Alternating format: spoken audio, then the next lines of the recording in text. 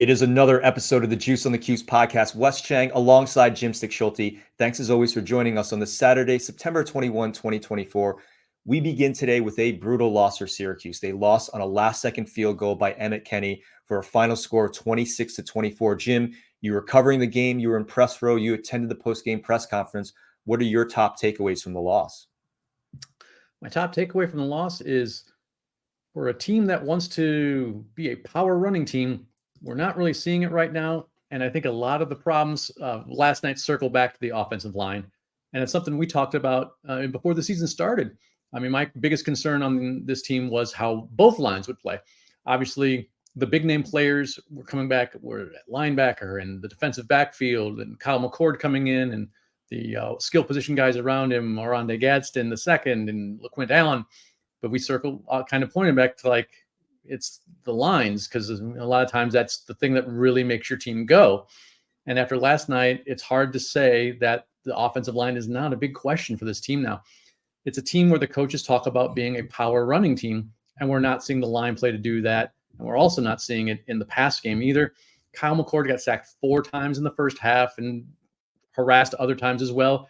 We saw him scramble last night. We even saw him on a bootleg, which we almost literally never see, because as much as Fran Brown talks about having him play like Little League Kyle and running around and doing stuff like that, it's not the strongest part of his game. It's not the thing they want to lean on.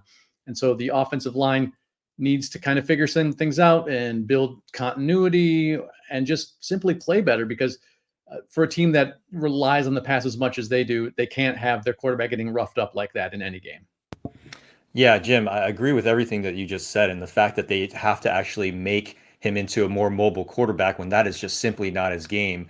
That kind of shows you the impact that the offensive line is having on the game in a negative way. And Jim, I wanted to talk about the implications of this game, because we're 3 games into the season. We're in week 4 now because Syracuse had a bye. So we're about a quarter of the way through the year.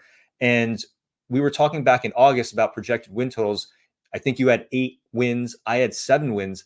And after this game, I need to revise my win projection down to 6 games, which is what we had discussed, what Adam Terry was saying preseason, that 6 games was a successful season. This was a game Syracuse needed to have, in my opinion. Stanford, not considered a top flight program, at least not right now. And ACC wins are really hard to come by. And part of the reason for my downward projection isn't just this one game and the immediate knee-jerk reaction afterward, but you have to look at the state of Syracuse's schedule. When you looked at that schedule at the beginning of the season, and we were talking about this last night, UNLV, Pitt, Boston College, Cal, they all look like beatable opponents. And that's not to say that each of them aren't now, but each of these schools has had a great start to the season. They're looking far more formidable than they did a few weeks ago. So I think the path to a bowl game goes through these 4 teams. And the difference between 6 or 8 wins was always going to come down to these 4 games, and they're looking like it's looking a lot harder for Syracuse. So the schedule in front of the Orange looking a lot tougher than it did even in late August. Yeah, one of the teams we talked about in the preseason was UNLV, because it looked like it was going to be the toughest non-conference game. And even then, it was some question because they had some losses, including a very good quarterback to the portal from last year's team, even though they're successful. But they've gotten off to a great start. They're 3-0. They're I think, just on the fringes of the top 25. And some of the national writers I've seen mention the Rebels are talking about how they have a pathway to the playoff at the end of the season, just because they've gotten up to a good start and they're in the Mountain West, which has an auto bid. And so they're going to know that they have to be ready, and it's going to be a tough game for the Orange. It'll be it's 2 weeks away, but it's actually 2 weeks from last night. So it'll be a short week because of next Saturday's Holy Cross game, plus the travel all the way to Las Vegas. And then also it's a 9 p.m. Eastern start. So it's going to be a bit of a late night for the Orange out in Vegas. So we're going to talk more about that game in a couple of weeks, but we're going to take a quick break now. We'll have more on the Stanford game after. This is the Juice on the Cuse podcast.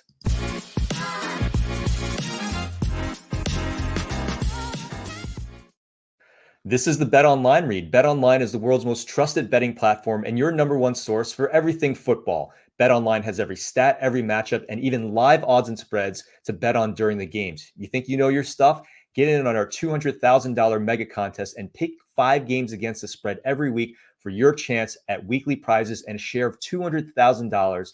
And when the game's over, head on over to our online casino and get in a game of blackjack or poker, or unwind with over 150 slot games. head over to the website to get in on the action. Bet online, the game starts here.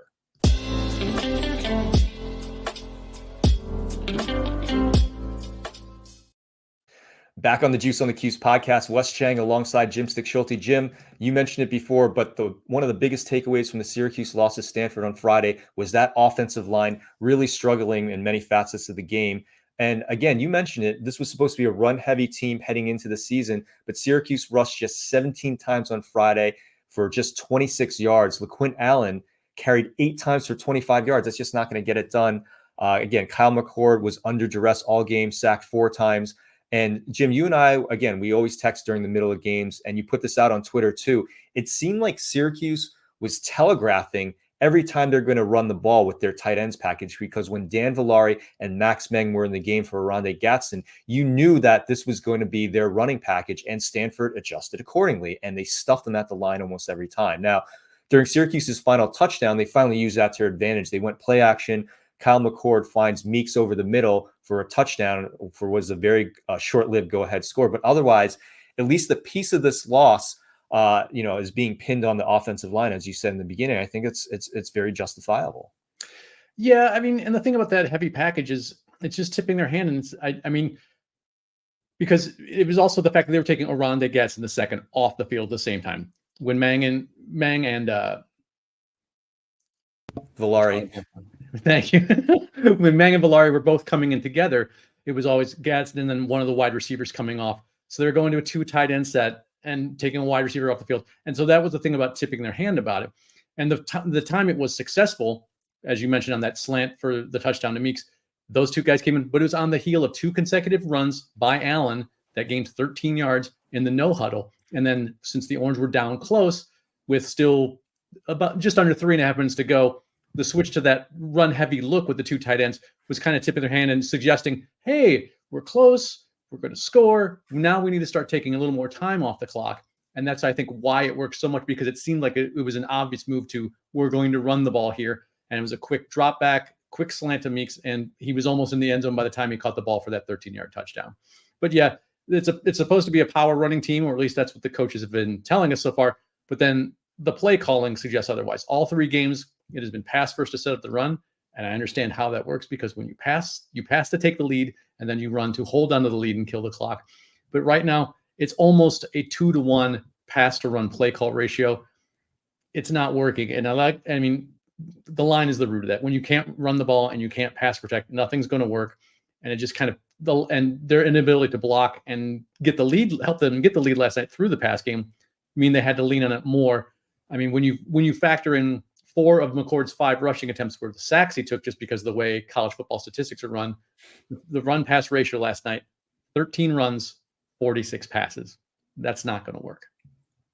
And Jim, on the other side of the ball, I think the defense struggled through the first quarter. No one's doubting that. But I know you did like some of the in-game adjustments that the Orange made.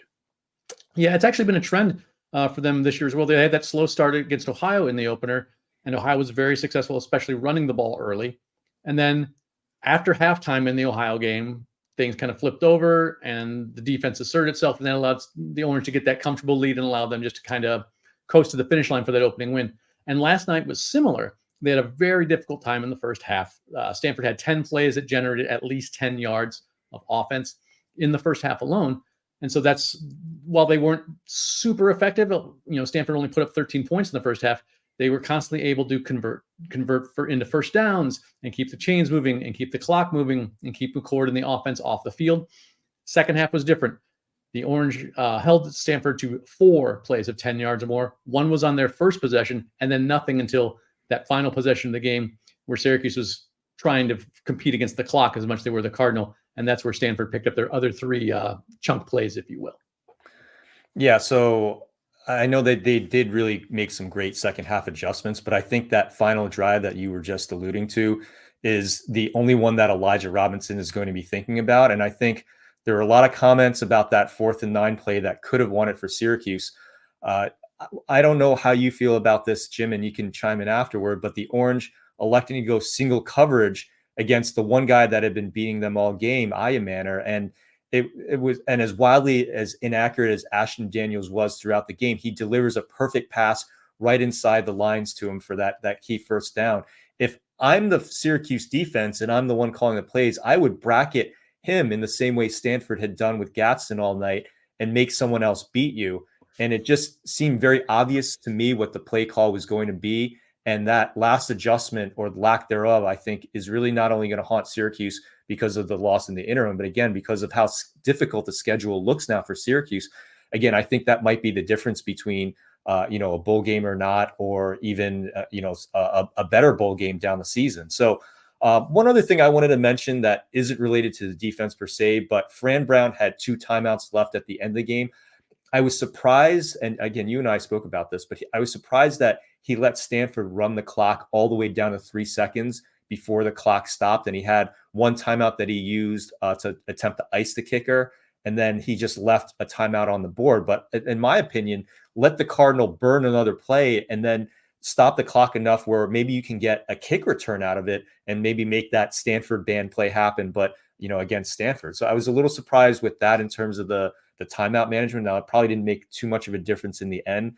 But again, I think the lack of bracketing the top wide receiver, who again is the top offensive threat for Stanford, and not making that adjustment on that 4th and 9 really cost Syracuse. Yeah, getting back to that 4th and 9, obviously it's easier to look at this after what happened and say, well, should have done this, whatever. But at the same time, it makes sense to double team him. He's their biggest threat in the pass game. Daniels has been erratic and uses his where they could have done something like, Diggs as a spy and rush 2 or 3, and then double, you can double him and run like a man zone combo or what else you want to do that focuses around that double team, just to not let that one guy beat you. It's 4th and 9. I mean, it is very likely they're going to pass. After that holding penalty on first down made it 1st and 20. It was pass, and then 4th down. And between needing the clock was stopped, so time wasn't an issue really. Just I think you're on the right track as far as like some sort of double team of their number 1 threat in the pass game. And as far as the timeouts go, yeah, I thought it was odd as well, because after they, for lack of a better term, centered the ball in the middle of the field, the clock, there was, I think it was 13 seconds left when that play was whistled down. And then they chose not to call a timeout. And Syracuse had 2 at that time. They could have at least used 1 to force Stanford to snap the ball again, because, I mean, they're probably just going to down the ball since it's already in the middle of the field. But at least you have to make them pull off that center quarterback exchange.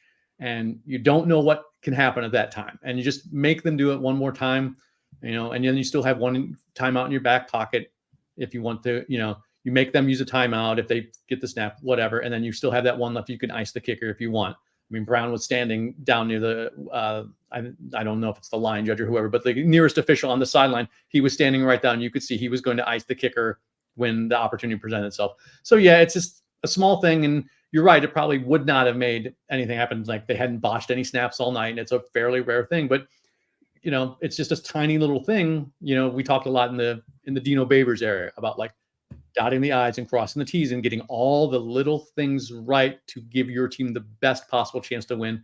This is one of those things. And even though it's, like you said, probably something that didn't affect the outcome of the game at all.